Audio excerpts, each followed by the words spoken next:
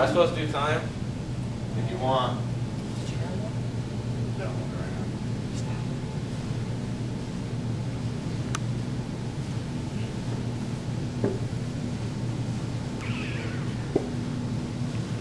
Alright, we're going to go ahead and get started.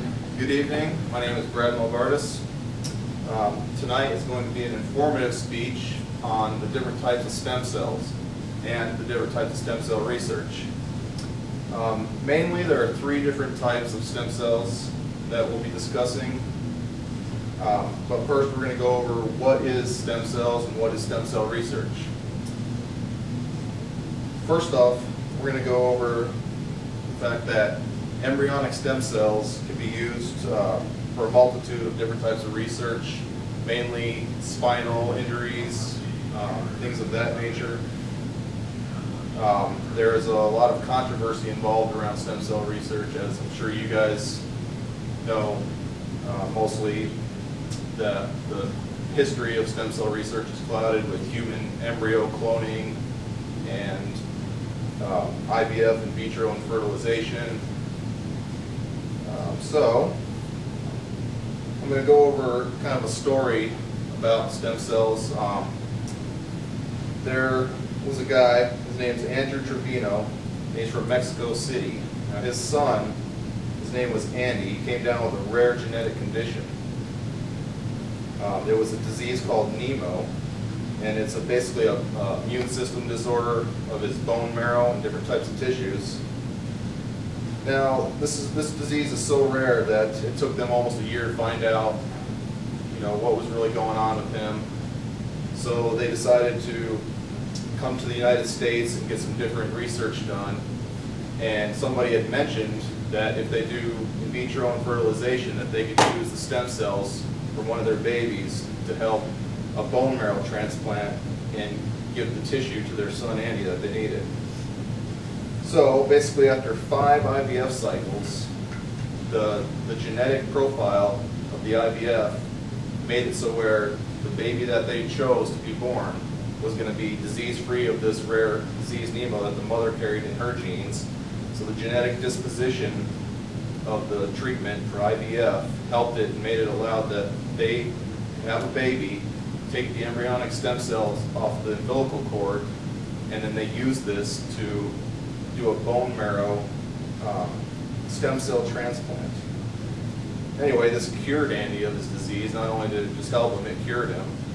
And they donated the other 36 embryonic stem cells to research.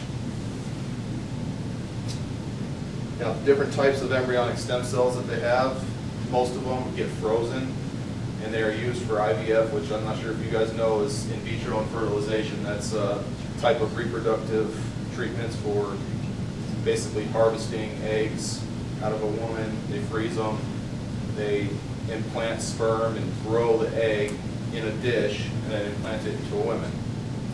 The process is very expensive to harvest these eggs, and the stem cells then get frozen and saved for future use. So going in to the latter part of the speech, we're going to discuss the 3 different types of stem cells. The first one that I've been talking about already is embryonic stem cells.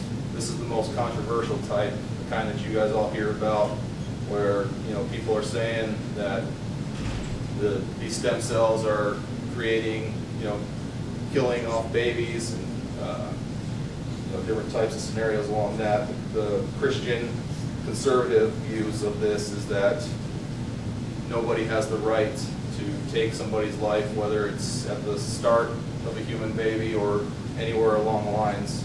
So it kind of falls into the argument of abortion at the same time. There is also adult stem cells. Now this is the kind of stem cells not too many people are familiar with because they're less effective. The research on adult stem cells doesn't really stem too far. They're also less controversial, but less effective. We also have the very newest kind of stem cells, are iPSCs, or induced pluripotent stem cells. Basically what these are is adult stem cells that are reprogrammed, in a sense, to act like embryonic stem cells. They've been used in testing for new drugs, to figure out new genetic dispositions on whether or not you might have a certain disease in your genes. They discovered iPSCs in 2007, and they're relatively unknown. They cut back on quite a bit of the controversy because you don't have to use the embryonic stem cells anymore. And that's where the big issue lies, is between science and Christian moral views, is that the scientists side of things say, look, the medicine that we're going to be able to use these stem cells for outweighs the thought of, killing what might be babies. It's kind of a cloudy area whether or not these embryonic stem cells are even considered, embryos. They come from embryonic, but it doesn't mean that they're actual babies. These stem cells get frozen. They don't feel any pain. They have no heartbeat. So, you have to kind of draw the line whether or not what you believe in them. But the fact remains that the iPSC stem cells that are now in the picture kind of eliminate the process of the embryonic side of things. So, what the future might hold for stem cell research is basically up to you guys.